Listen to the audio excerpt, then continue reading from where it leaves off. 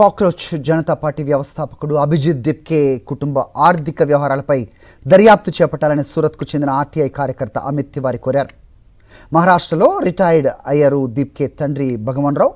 కుమారుడి ఉన్నత విద్యకు అవసరమైన నిధులు ఎలా సమకూర్చారో పరిశీలించాలని ఆదాయ పన్ను అధికారులకు ఫిర్యాదు చేశారు.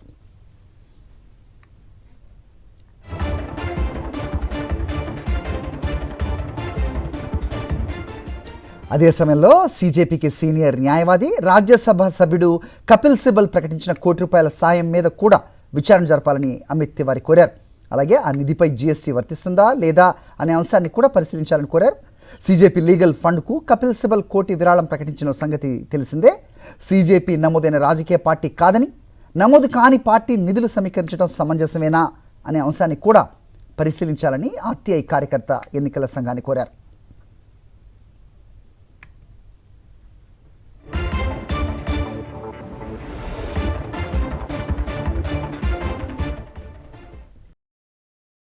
మరిన్ని అప్డేట్స్ కోసం ఛానల్ ను సబ్స్క్రైబ్ చేయండి. నోటిఫికేషన్స్ కోసం బెల్ ఐకాన్ పై క్లిక్ చేయండి.